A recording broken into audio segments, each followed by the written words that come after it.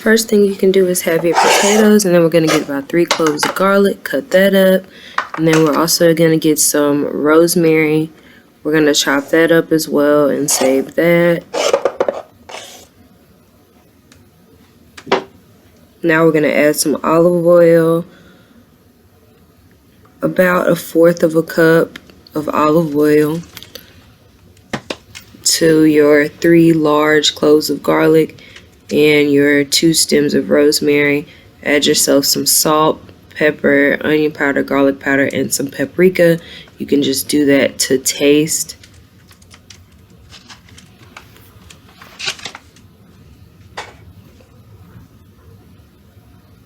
Now we're going to add in some Tony's butter flavored turkey injector. It's really good for everything.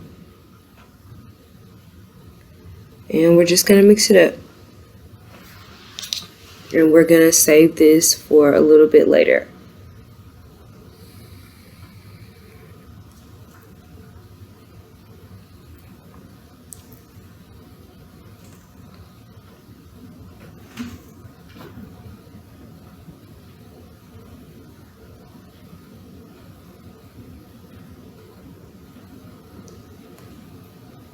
Now we're going to take our lamb rib or lamb breast, as it was called, and we're just going to completely clean it up because it's not clean at all. So we're going to have to peel off that first layer of skin on the outside.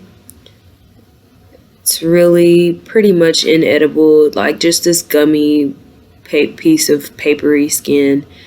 And then under that you're going to see the fat cap, and it's pretty thick.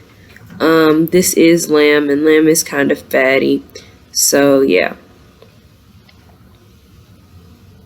And you just want to slowly take your time lifting the meat up and then just going in with your knife right under where it lifts, and it should really just cut off pretty easily.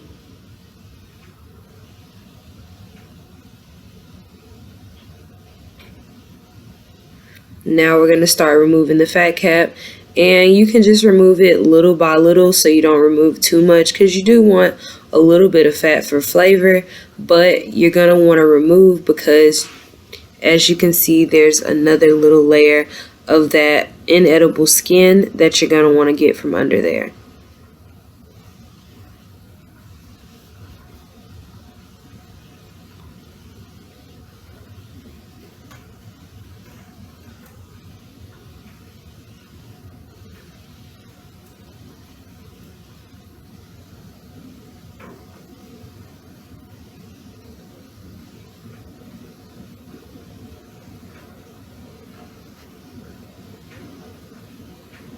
And then you're going to flip it over to the back, and when you do that, you're going to just slide your knife under, and you're going to see this like really thin film. Put your finger between that film and try to pull it off. Try to pull it off in one piece. Probably not one piece. I didn't even get it off in one piece, but try to get as much of that off as possible. It just, when it ends up cooking, especially if you're cooking it on the grill or dry roasting it, it's just going to end up really papery. So next you're going to take your potatoes, get yourself onions and shallots. I got about 6 shallots cut up, and then I'm also going to add some garlic. Don't even really worry about removing the paper. I didn't. It's really just for flavor, not really for eating it. Alright, so now we're going to pour that mix that we had earlier, and we're just going to cover our ribs with that.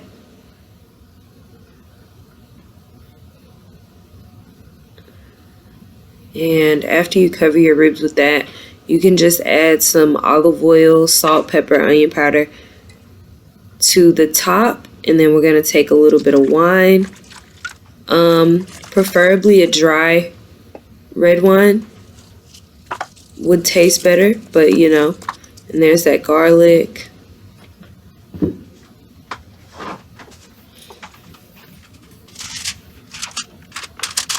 we're just going to cover this up with foil, and then we're going to put it in the oven on 400, and we're gonna let that cook for 20 minutes on 400, and then after that we're gonna put it on 375 and let it cook for an hour and a half. Make sure you also put some water in your pan. Now we have some prosciutto, and we're just gonna chop that up. And also we're gonna chop up some onions and put that in a pot, and we're just gonna start cooking that down and caramelizing those onions.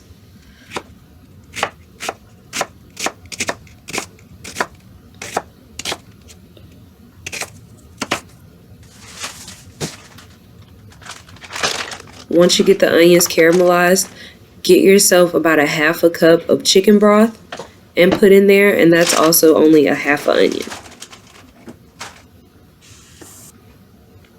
Now we have our fresh green beans that we've cleaned. Now once your broth is boiling, you're going to throw your green beans in there.